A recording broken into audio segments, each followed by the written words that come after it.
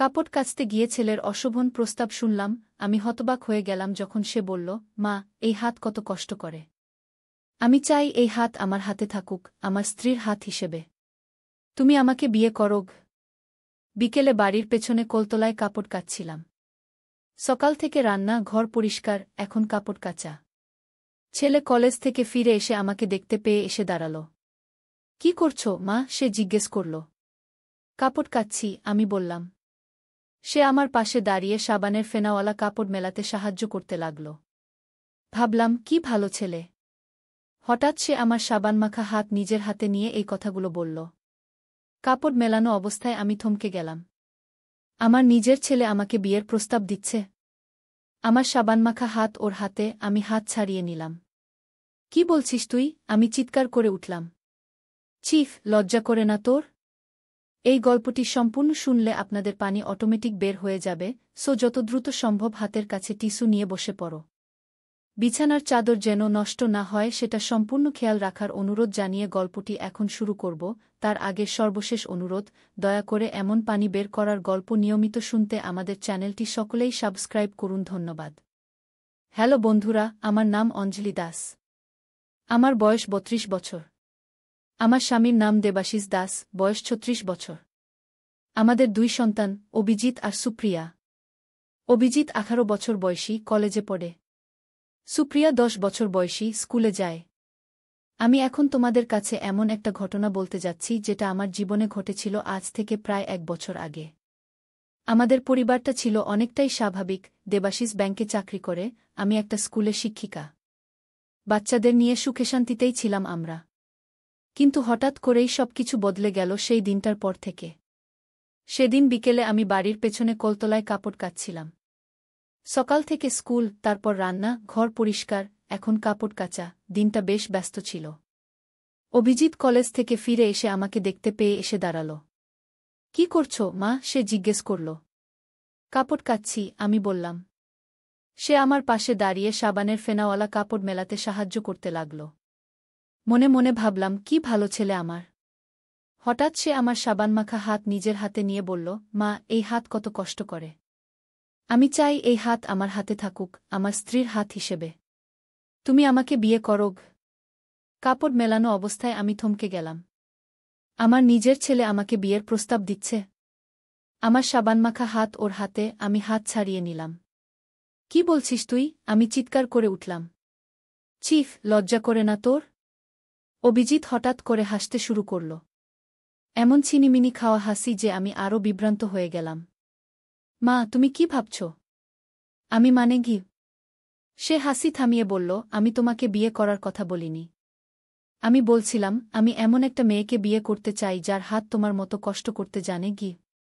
আমি হতবাক। কি? তাহলে তুই কি বলছিলি? আমি বলছিলাম, মা, আমি চাই আমার স্ত্রীর হাত যেন তোমার হাতের মতো হয়। কষ্ট করা, পরিশ্রমী হাত। তোমার মতো একজন মেয়েকে বিয়ে করতে চাই আমি। সে আবার হাসতে লাগল। আমার মাথাটা ঘুরে গেল। এই ছেলেটা কি বলছে? সত্যি বলছে নাকি অন্য কিছু লুকাচ্ছে? অভি, এসব কি বলছিস তুই হঠাৎ করে? কোনো মেয়ের সাথে কি তোর? আমি প্রশ্ন করলাম। তার মুখটা হঠাৎ গম্ভীর হয়ে গেল। হ্যাঁ মা, আমি কাউকে পছন্দ করি। কিন্তু সেটা এখন তোমাকে বলতে পারব না। তবে সে খুব ভালো মেয়ে, তোমার মতোই। আমি আর কিছু বলতে যাচ্ছিলাম, এমন সময় সে বাড়ির ভিতরে চলে গেল। সেদিন আর এই নিয়ে কোনো কথা হয়নি। কিন্তু আমার মনের মধ্যে একটা অদ্ভুত অস্বস্তি কাজ করছিল। অভিজিৎ নিশ্চয়ই কিছু লুকাচ্ছে। কিন্তু কি? পরদিন সকালে অভিজিৎ বিছানা থেকে উঠল না। তার জ্বর। আমি ওর ঘরে গিয়ে দেখলাম সে কাতরাচ্ছে। কি হয়েছে অভি? আমি জিজ্ঞেস করলাম। জানি না মা, সারা রাত ঘুমাতে পারিনি। মাথা ব্যথা করছে, গা জ্বালাপোড়া করছে, সে কষ্টে বলল। আমি তার কপালে হাত দিয়ে দেখলাম উত্তপ্ত। তোকে ডাক্তার দেখাতে হবে, আমি বললাম। না মা, ঠিক হয়ে যাবে। একটু ঘুমাতে দাও। সে চোখ বন্ধ করে শুয়ে রইল। আমি বিরক্ত হলাম। এই ছেলেটা ঠিক আমার স্বামীর মতো, কখনোই ডাক্তার দেখাতে চায় না। কিন্তু আমি জোর করে দেবাশিসকে ফোন করলাম। সে অফিস থেকে ছুটি নিয়ে বাড়ি ফিরে আসলো এবং আমরা অভিজিৎকে ডাক্তারের কাছে নিয়ে গেলাম। ডাক্তার ভালো করে পরীক্ষা করে বললেন, ইনফেকশনের লক্ষণ আছে, কিন্তু ঠিক কোন ধরনের ইনফেকশন তা বলতে পারছি না। আমি কিছু ব্লাড টেস্ট লিখে দিচ্ছি, সেগুলো করিয়া আনুন গো। টেস্টের জন্য রক্ত দেওয়ার সময় অভিজিৎ আমার হাত চেপে ধরল। তার চোখে ভয়। আমি বুঝতে পারলাম না কেন। কি হয়েছে অভি? আমি জিজ্ঞেস করলাম। মা, আমি ভয় পাচ্ছি, সে ফিসফিস করে বলল। কিসের ভয়? ইনজেকশন। এত বড় ছেলে হয়েছিস, এখনো ইনজেকশনে ভয় পাস? আমি হাসলাম। সে মাথা নাড়ল। না মা, টেস্টের রেজাল্টের ভয়। আমি বিভ্রান্ত হলাম। কেন? তুই কি জানিস কি হয়েছে তোর? সে আবার মাথা নাড়ল। না, ঠিক জানি না। কিন্তু মা, আমি কিছু করেছি। আমার বুকের ভিতরটা ধক করে উঠল। কি করেছিস তুই?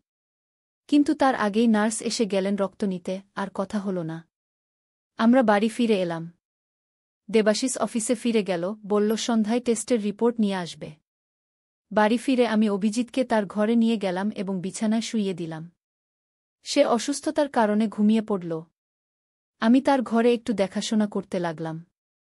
জিনিসপত্র গুছিয়ে দিচ্ছিলাম, হঠাৎ তার বিছানার নিচে একটা নোটবুক পেলাম। আমি সাধারণত ওর ব্যক্তিগত জিনিসপত্র নাড়াচাড়া করি না। কিন্তু কাল থেকে যে অস্বস্তি মনের মধ্যে কাজ করছিল, তার কারণে এবার নোটবুকটা খুললাম। প্রথম কয়েকটা পাতায় কলেজের নোটস, তারপর কিছু গান এবং কবিতা। কিন্তু মাঝখানে কিছু পাতা ছিঁড়ে ফেলা। আমি নোটবুকটা আরও ভালো করে দেখলাম। পিছনের দিকে কিছু অদ্ভুত ড্রয়িং, নকশার মতো, কোনো বিল্ডিং বা স্থাপত্যের নকশা মনে হল। একটা বাড়ি বা মন্দিরের মতো। আর তার নিচে লেখা, দুর্গাপুর, সেই জায়গা। দুর্গাপুর? কোন দুর্গাপুর? পশ্চিমবঙ্গের দুর্গাপুর? অভিজিৎ কখনো সেখানে গেছে বলে তো জানি না। একটু আরও ভালো করে খুঁজতে গিয়ে নোটবুকের একটা ভাঁজে একটা ফটো পেলাম। একটা মেয়ের ফটো। অপরিচিত মুখ। বয়স হবে অভিজিতের মতোই। কে এই মেয়ে? ফটোর পিছনে লেখা, মালিনী, আমার সব। দুর্গাপুর, ২-১ ফেব্রুয়ারি। মালিনী? এই নাম তো কখনো শুনিনি। অভিজিতের বন্ধুদের মধ্যে কাউকে এই নামে চিনি না আমি। আর ২-১ ফেব্রুয়ারি, সেটা তো আজ থেকে ৮ মাস আগের কথা। তখন তো অভিজিৎ কলেজে ভর্তি হয়েছে মাত্র। আমি ফটোটা আর নোটবুকটা যথাস্থানে রেখে দিলাম এবং ঘর থেকে বেরিয়ে এলাম। দুপুরের দিকে সুপ্রিয়া স্কুল থেকে ফিরে এলো। সে অভিজিতের ঘরে গিয়ে দেখল, তারপর আমার কাছে এসে জিজ্ঞেস করল, মা, দাদা কি সেই দুর্গাপুরের ঘটনার পর থেকে আবার অসুস্থ হয়ে গেল? আমি চমকে উঠলাম। দুর্গাপুর? কি ঘটনা? তুই কি জানিস এ সম্পর্কে? আমি জিজ্ঞেস করলাম। সুপ্রিয়া একটু অবাক হল। তুমি জানো না? দাদা তো গত শীতের ছুটিতে দুর্গাপুর গিয়েছিল একটা ট্যুরে, সেখানে একটা মেয়ের সাথে আলাপ হয়েছিল ওর, মালিনী নাম। আমি নিজের কানকে বিশ্বাস করতে পারলাম না। কি বলছিস তুই? অভিজিৎ কখন দুর্গাপুর গেল? সে তো আমাদের সাথেই ছিল শীতের ছুটিতে। সুপ্রিয়া মাথা নাড়ল। না মা, তুমি ভুল করছ। ওই সময় তুমি আর বাবা মামার বাড়ি গিয়েছিলে। আমি ঠাকুমার সাথে থাকলাম, আর দাদা কলেজের ফ্রেন্ডদের সাথে দুর্গাপুর ট্যুর করল গো। আমি হতবাক। হ্যাঁ, আমরা দেবাশিসের মা বাবার বাড়ি গিয়েছিলাম, কিন্তু অভিজিৎ যে আমাদের সাথে যায়নি, এটা কেমন করে ভুলে গেলাম? তুই এত কিছু কি করে জানিস? অভিজিৎ তোকে বলেছে? আমি জিজ্ঞেস করলাম। সুপ্রিয়ার চোখে একটা অদ্ভুত দৃষ্টি। দাদার ডায়েরি পড়েছি, সে বলল। ওর ডায়েরি? তুই ওর ডায়েরি পড়িস? সেটা তো খুব খারাপ কাজ করেছিস। আমি বিরক্ত হলাম। আমি জানি মা, কিন্তু আমি দেখেছিলাম দাদা সেই মেয়ের জন্য কাঁদছিল। তাই জানতে চেয়েছিলাম কি হয়েছে। কাঁদছিল? কেন? কি হয়েছিল সেই মেয়ের? সুপ্রিয়া মাথা নাড়ল। জানি না মা। ডায়েরিতে তো শুধু লেখা ছিল যে মালিনী চলে গেছে আর দাদার খুব খারাপ লাগছে। আমি ভেবেছিলাম হয়তো ওর প্রেম ভেঙে গেছে। তুমি জানো না সব? আমি মাথা নাড়লাম। না, আমি কিছুই জানতাম না। সন্ধ্যাবেলা দেবাশিস অফিস থেকে ফিরল। তার সাথে ডাক্তারের ব্লাড টেস্টের রিপোর্টও এলো। আমরা দুজনে অভিজিতের ঘরে গেলাম। সে এখনও ঘুমাচ্ছিল, আমরা তাকে জাগালাম। কেমন লাগছে এখন? দেবাশিস জিজ্ঞেস করল। একটু ভালো, অভিজিৎ বলল। দেবাশিস রিপোর্টটা খুলল। তোর ব্লাড কাউন্ট অনেক কমে গেছে। হিমোগ্লোবিনও কম। ডাক্তার বলেছেন আরও কিছু পরীক্ষা করতে হবে গি। অভিজিৎ চুপ করে রইল। আমি তার মুখের দিকে তাকালাম। মালিনীকে? অভিজিৎ চমকে উঠল।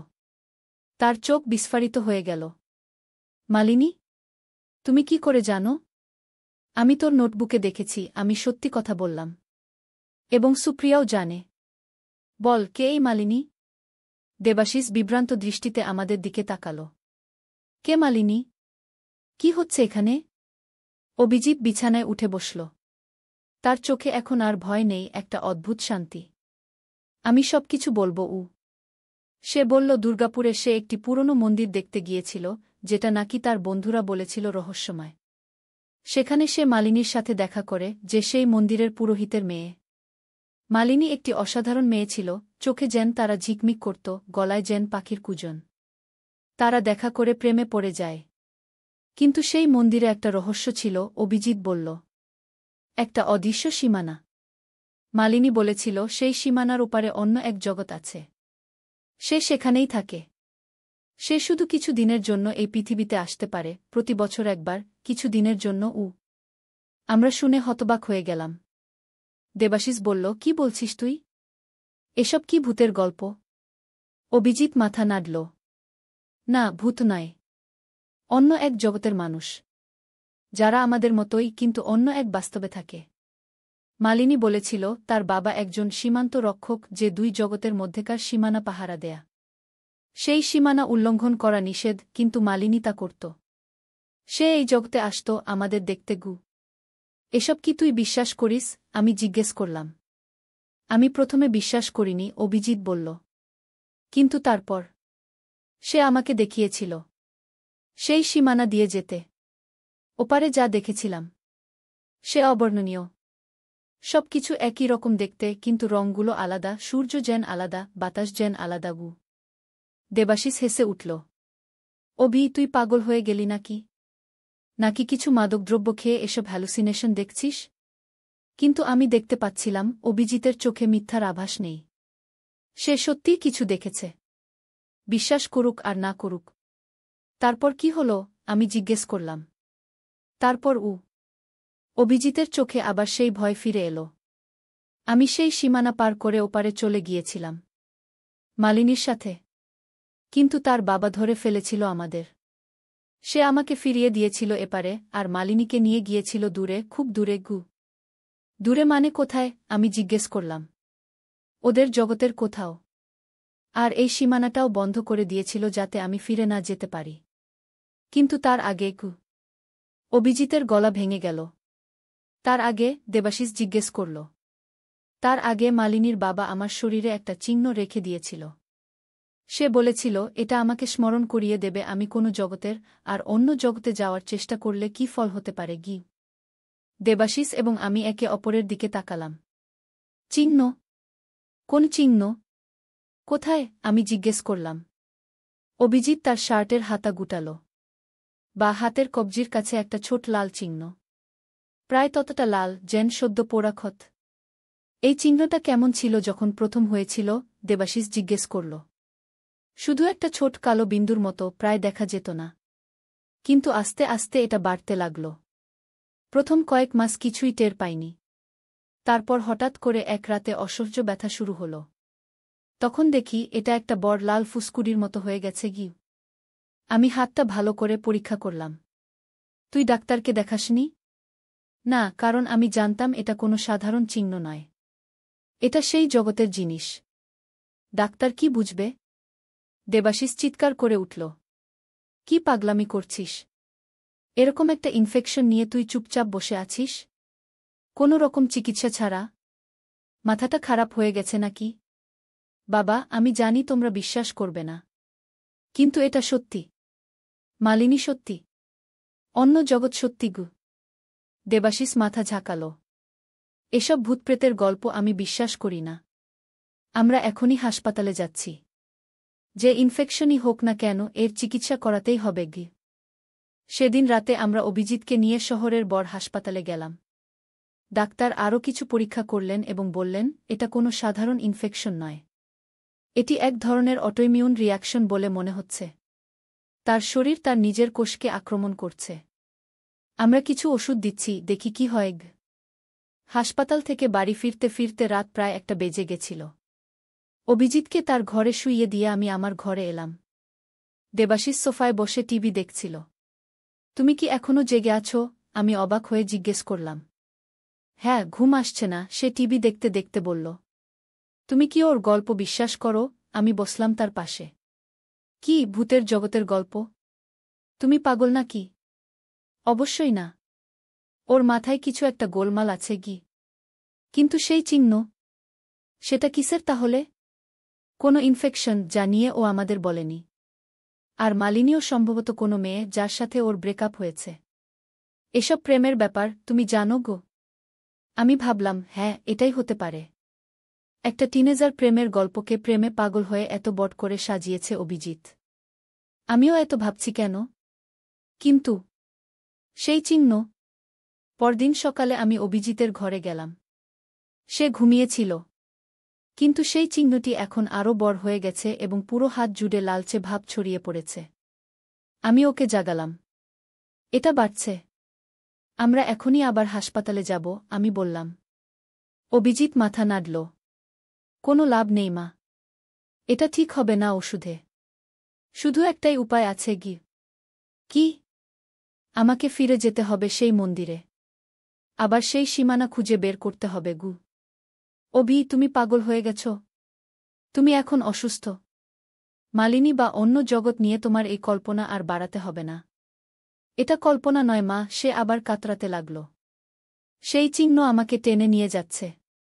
মালিনীর বাবা বলেছিল, যদি আবার আমার মেয়ের কাছে আসার চেষ্টা করো, এই চিহ্ন তোমাকে ধ্বংস করে দেবে, কিন্তু আমি যদি চিহ্নটা সরাতে পারি। আমাকে যেতে হবে মা। না, তুমি কোথাও যাবে না। আমরা ডাক্তারের কাছে যাব, আমি জোর করে তাকে ধরে রাখলাম। দেবাশিস জেগে উঠেছিল ততক্ষণে। সে এসে দেখল অবস্থা। আমরা হাসপাতালে যাচ্ছি, এখনই। হাসপাতালে গিয়ে ডাক্তাররা চিহ্নটি দেখে অবাক হলেন। এটা কি করে এত দ্রুত ছড়িয়ে পড়ল? রাতারাতি তারা বিষ পরীক্ষা করলেন, আরও অনেক পরীক্ষা করলেন, কিন্তু কিছুই বুঝতে পারলেন না।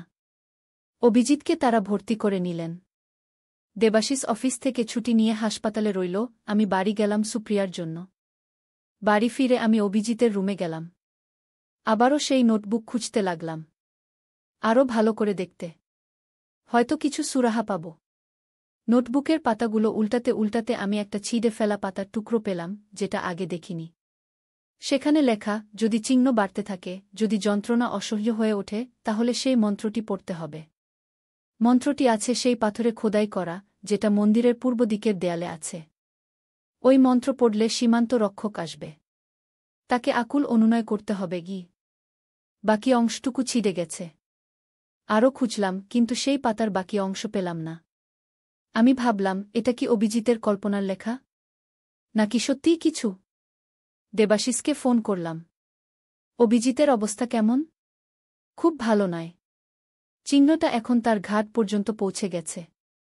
ডাক্তাররা কিছু সেডেটিভ দিয়েছে, সে ঘুমিয়ে আছে। কিন্তু তারা বলছে এই রোগের কোনো নজির নেই তাদের কাছে গি। আমি দুর্গাপুরের কথা ভাবলাম। সেই মন্দির, সেই চিহ্ন, এটা কি সত্যিই কোনো অন্য জগতের জিনিস? তুমি থাকো ওখানে, আমি দেবাশিসকে বললাম। আমি সুপ্রিয়াকে পাড়ার বান্ধবীর বাড়িতে রেখে আসছি গু। আমি দ্রুত সুপ্রিয়ার সাথে কথা বললাম, তাকে তার বান্ধবীর বাড়িতে পাঠালাম। তারপর একটা ব্যাগে কিছু জামাকাপড় নিয়ে বেরিয়ে পড়লাম। আমার গন্তব্য দুর্গাপুর। ট্রেনে করে সারারাত যাত্রা করে সকালে দুর্গাপুর পৌঁছলাম। একটা হোটেলে ব্যাগ রেখে সোজা বেরিয়ে পড়লাম সেই মন্দির খুঁজতে। অভিজিতের নোটবুকে যে নকশা দেখেছিলাম সেটা মনে করার চেষ্টা করলাম। কিন্তু কোথা থেকে শুরু করব? দুর্গাপুর তো বিশাল শহর। রাস্তায় একজন লোককে জিজ্ঞেস করলাম, এখানে কোনো প্রাচীন মন্দির আছে? অনেক মন্দির আছে মাসি। কোনো মন্দির খুঁজছেন? একটা বিশেষ মন্দির। খুব পুরনো। শহরের বাইরে। লোকটি মাথা নাড়ল। আপনি বোধহয় পুরনো কালী মন্দিরের কথা বলছেন। শহরের পূর্ব দিকে, পাহাড়ের কাছে। সেটা খুব প্রাচীন, 500 বছরের পুরনো ঘু। আমি ভাবলাম, এটাই হতে পারে। পূর্ব দিকে। নোটবুকেও তো পূর্ব দিকের দেয়ালের কথা ছিল। একটা অটো রিকশা নিয়ে সেই মন্দিরের উদ্দেশ্যে রওনা দিলাম। শহরের বাইরে একটা ছোট পাহাড়ের পাদদেশে পৌঁছে গেলাম। সেখানে সত্যিই একটা প্রাচীন মন্দির ছিল, ভাঙাচোরা, সময়ের আঘাতে জীর্ণ। মন্দিরের সামনে একজন বৃদ্ধ পুরোহিত বসেছিলেন। নমস্কার, আমি কাছে গিয়ে বললাম। বৃদ্ধ তাকালেন। তার চোখে একটা অদ্ভুত দৃষ্টি। তুমি এসেছ? আমি জানতাম তুমি আসবে গু। আমি চমকে উঠলাম। আমাকে চেনেন? না, চিনি না। কিন্তু তোমার চোখে দেখতে পাচ্ছি তুমি কাউকে খুঁজছ গু। আমার বুকের ভিতরটা কেঁপে উঠল। আমার ছেলে অভিজিৎ, সে এখানে এসেছিল কিছু মাস আগে গু। বৃদ্ধের চোখে একটা চমক। সেই ছেলে যে সীমানা পার করেছিল? আমার চোখ বিস্ফারিত হয়ে গেল। তাহলে অভিজিতের গল্প সত্যি? হ্যাঁ। সে এখন অসুস্থ। তার শরীরে একটা চিহ্ন। বৃদ্ধ নিজের কপালে হাত দিলেন। হায় ভগবান! আমি তাকে সাবধান করেছিলাম। সীমান্ত রক্ষক খুব কঠোর। তার মেয়ের সাথে প্রেম, এটা অনুমোদিত নয় গু। আপনি জানেন? আপনি সবকিছু জানেন? আমি প্রায় অবিশ্বাস্যভাবে জিজ্ঞেস করলাম। আমি এই মন্দিরের রক্ষক। এই মন্দিরের মাধ্যমেই সেই সীমানা। আমি জানি। আমি দেখেছি তোমার ছেলেকে আর সেই মেয়েকে, মালিনীকে গু। আমি হাঁটু গেড়ে বসে পড়লাম বৃদ্ধের সামনে। আমার ছেলেকে বাঁচান। তার শরীরে সেই চিহ্ন, সেটা ছড়িয়ে পড়ছে। বৃদ্ধ মাথা নাড়লেন। সীমান্ত রক্ষকের শাস্তি, এটা সহজে মুছে ফেলা যায় না। কিন্তু কোনো উপায় নেই। আমার ছেলে মরে যাবে। বৃদ্ধ একটু চিন্তা করলেন। একটা উপায় আছে, কিন্তু সেটা খুব কঠিন। তোমাকে নিজেকে সীমানা পার করতে হবে। সীমান্ত রক্ষককে খুঁজে বের করতে হবে। তার কাছে ক্ষমা চাইতে হবে গি। আমি করব। আমি সবকিছু করব, আমি কাতর হয়ে বললাম। বৃদ্ধ আমাকে মন্দিরের ভিতরে নিয়ে গেলেন।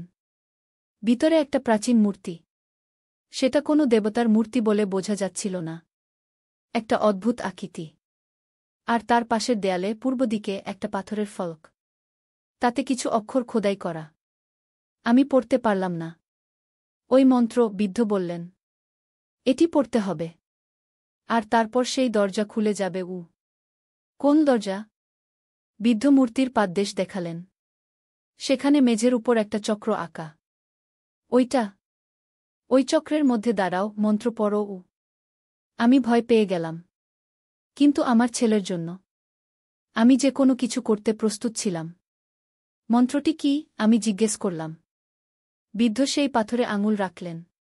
ওম ভুবনেশ্বরী অন্তরালে দ্বার উন্মোচ। ওম হ্রিং শ্রিং ক্লিং সীমান্ত রক্ষকায় নম গ। আমি মন্ত্রটি আওড়ালাম বারবার। আর সেই চক্রের মধ্যে দাঁড়িয়ে রইলাম। কিছুই হল না। আরও জোরে বলো, বৃদ্ধ বললেন। তোমার হৃদয়ের আকুতি দিয়ে। আমি এবার চিৎকার করে বললাম, ওম ভুবনেশ্বরী অন্তরালে দ্বার উন্মোচয়। ওম হ্রিং শ্রিং ক্লিং সীমান্ত রক্ষকায় নমঃ। হঠাৎ মনে হল মেঝেটা কাঁপছে। এবং সেই চক্রের মধ্যে একটা আলো জ্বলে উঠল। আমি বৃদ্ধের দিকে তাকালাম ভয়ে, কিন্তু তিনি শুধু মাথা নাড়লেন। যাও, সীমানা পার করো, তিনি চিৎকার করে বললেন। আমি চোখ বন্ধ করে নিজেকে সেই আলোর মধ্যে ছেড়ে দিলাম। একটা অদ্ভুত টান অনুভব করলাম, যেন কেউ আমাকে জোরে টেনে নিয়ে যাচ্ছে। আমি চোখ খুললাম কিছুক্ষণ পর। আমি একই মন্দিরে ছিলাম, কিন্তু সবকিছু যেন অন্যরকম। রহগুলো একটু আলাদা। আলোটা যেন একটু বেশি উজ্জ্বল। আর বাতাসে একটা অদ্ভুত গন্ধ। আমি সেই চক্র থেকে বেরিয়ে এলাম। মন্দিরের বাইরে আসতেই দেখলাম চারপাশে সবকিছু আলাদা। গাছগুলো যেন আরও সবুজ, আকাশটা যেন আরও নীল। এই জগতের সূর্য যেন আরও উজ্জ্বল। আমি অবাক হয়ে চারদিকে তাকাতে লাগলাম। কি অদ্ভুত স্থান এটা! ঠিক আমাদের জগতের মতোই দেখতে, কিন্তু সবকিছুতে যেন একটা অতিপ্রাকৃত সৌন্দর্য। তুমি এখানে কি করছ? একটি গম্ভীর কণ্ঠস্বর শুনলাম পিছন থেকে। ঘুরে দাঁড়ালাম। একজন সুদর্শন পুরুষ, লম্বা এবং সুঠাম। গাঢ় নীল পোশাক পরা। তার চোখে একটা অদ্ভুত দীপ্তি। আপনি কে? আমি জিজ্ঞেস করলাম। আমি এই মন্দিরের রক্ষক। কিন্তু এই প্রশ্নের উত্তর দেওয়ার আগে আমি জানতে চাই, তুমি কে এবং কিভাবে সীমানা পার করলে? আমি অঞ্জলি, আমি বললাম, ভয়ে গলা কাঁপছিল। আমার ছেলে অভিজিৎ। সে এখানে এসেছিল কিছু মাস আগে। আপনার মেয়ে মালিনীর সাথে লোকটির চোখ সংকুচিত হয়ে গেল। তুমি সেই ছেলের মা, যে আমার আদেশ অমান্য করে এখানে এসেছিল? হ্যাঁ, আমি তার মা, আমি এবার সাহস করে বললাম। আর আমি জানি আপনি তার শরীরে একটা চিহ্ন দিয়েছেন যেটা এখন তাকে মেরে ফেলছে। সেটাই তার শাস্তি, লোকটি বলল। সে আমার মেয়ের কাছে ফিরে আসার চেষ্টা করেছিল গু। না, সে করেনি। সে চিহ্নটা বাড়াতে শুরু করেছে কয়েক মাস পর। সে তো এখানে আসেনি। লোকটি নড়ে উঠল। কি বলছ? চিহ্নটা শুধুমাত্র তখনই বাড়া শুরু করে যখন সে আবার সীমানা পার করার